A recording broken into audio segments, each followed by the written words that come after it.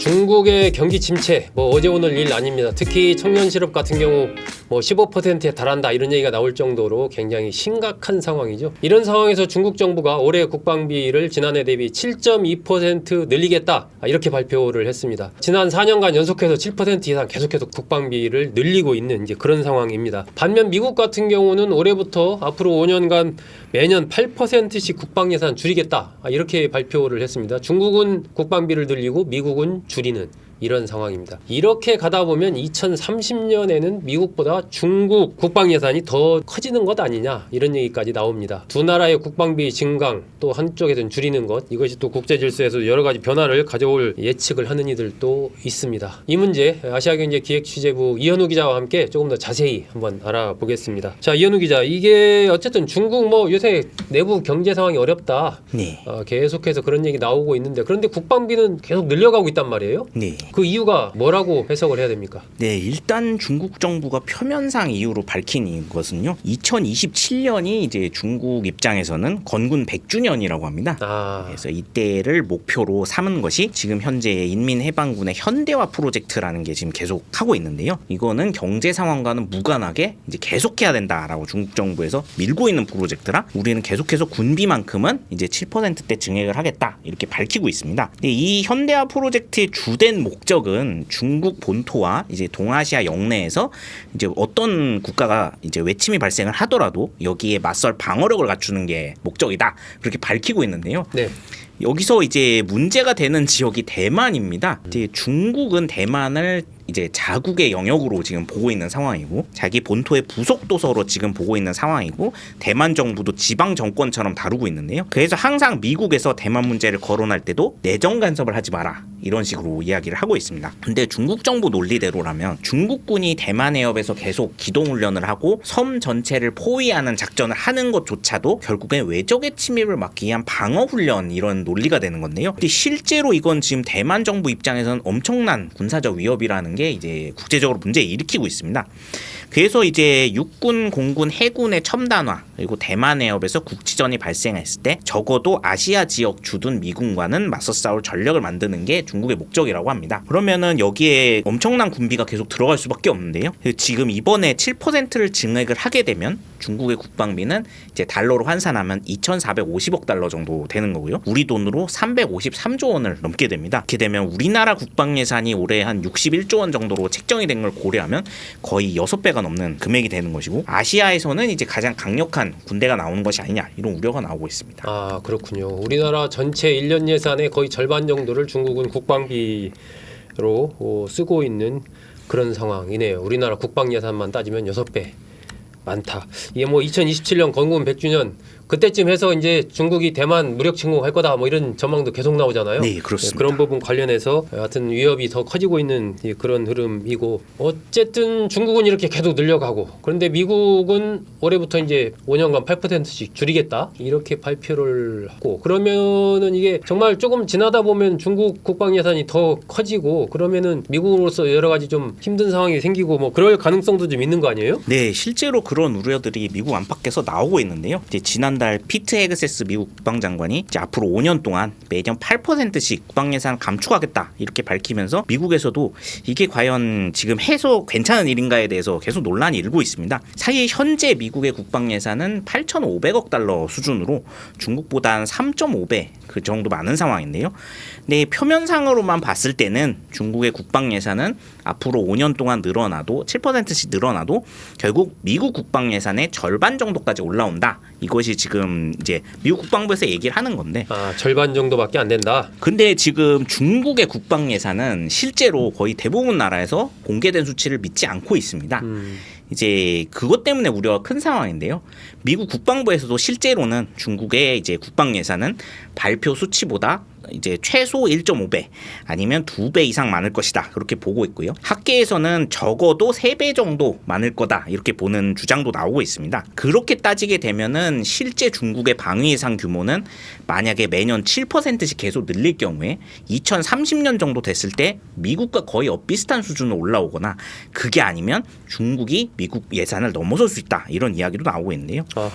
근데 그러다 보니 미국 국방부도 이 논란을 많이 의식을 한 것인지 때문인지 유럽과 중동 지역 사령부의 예산을 대폭 감축을 하겠지만 아시아 태평양 지역은 계속 전혀 줄이지 않겠다 이렇게 지금 이야기를 하고 있습니다. 아 그렇군요. 우리로서는 이 주한미군 문제 이런 부분에 굉장히 민감하게 지금 아마 보고 계실 텐데 이 트럼프 대통령이 또 우리나라와 관련해서 이 주한미군 문제를 어떻게 다룰지 방위비 문제도 있고 이런 것이 또 이런 미국의 국방 전략, 군사 전략과도 연결이 좀 되는 것 같습니다. 그런데 지금 이제 트럼프 대통령 보면 러시아 우크라이나 전쟁에서 러시아 쪽 이른바 친러 노선을 걸으면서 우크라이나와의 종전 협상을 밀어붙이고 있는 이런 형국이잖아요. 네. 그러면은 중국과 대만 문제를 봤을 때 그와 비슷한 형국으로 지금은 이제 중국과 맞서는 그런 흐름이지만 중국과 또 일정하게 이제 거래를 하면서 대만 문제를 좀 해결하려고 하는 그런 국제 전략 노선을 걸을 수도 있는 것 아니냐. 이런 약간 좀 대만이나 주변국으로서는 좀 불안한 시선으로 바라보는 그런 것도 있을 것 같아요. 그 현실 가능성 이런 건 어떻게 봐야 됩니까? 네, 사실 이번에 우크라이나 종전협상 관련해서 트럼프 대통령이 정말 우크라이나 정부를 많이 위협을 했었고 러시아의 유리한 조건을 관철시키는 모습을 보여준 것이 상당히 큰 우려를 자아내고 있는데요. 그런데 이제 대만은 아마 그렇게까지 되기는 어려울 거다 이런 분석들이 또 나오고 있습니다. 좀 다를 거다. 이거는 이제 미국의 세계 전략 그리고 이제 지정학적인 문제에서 우크라이나와 대만 그리고 러시아와 중국은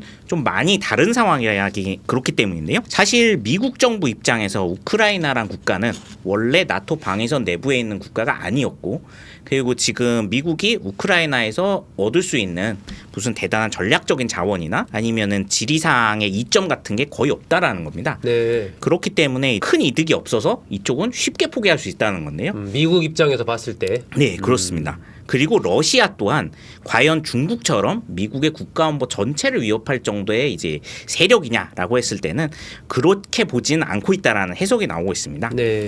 근데 이제 대만하고 중국은 이 문제와 전혀 다르다는 건데요. 대만은 섬 전체가 사실상 첨단 반도체 생산 기지이기 때문에 이곳이 적성 국가한테 넘어갈 경우에는 미국은 이제 뭐 산업도 문제지만 또 군사용 반도체 90% 이상을 대만에 지금 의존하고 있기 때문에 네. 절대로 적국에게 빼앗겨서 안 되는 전략적 요충지라는 문제가 있습니다. 네. 그리고 또 중국도 러시아와는 국제적 위상, 경제적 위상이 워낙 다르기 때문에 미국이 느끼는 위협 수준이 다르다고 판단이 되고 있는데요. 중국은 일단 미국보다 인구가 훨씬 많다는 점이 문제로 작용을 하고 있고요. 그리고 자본 규모도 엄청나게 크고 경제 규모도 세계 2위 수준이고 거의 네. 맞먹을 수준으로 따라왔고 네. 지금 군사력도 굉장히 많이 올라왔다는 거죠. 그래서 만약에 지금 중국은 억제해 놓지 않으면은 미국의 아주 거대한 적이 될 확률이 높은 나라로 보고 있습니다. 그렇기 때문에 이제 대만 문제만큼은 아마 우크라이나 문제처럼 미국이 쉽게 포기를 하거나 아니면 이제 상대편에 많은 이점을 봐줄 그런 상황으로 가진 않을 거다 이런 해석이 지배적인 것 같습니다. 러시아 우크라이나의 경우와 중국 대만의 경우는 다르다. 예. 중국이 실질적인 어쨌든 위협 세력으로 미국이 보고 있기 때문에 대만 포기하기가 쉽지 않을 거다라는 이현우 기자의 설명이었습니다. 자, 그런데 미국이 어쨌든 국방비를 이제 계속 줄여 가잖아요. 예.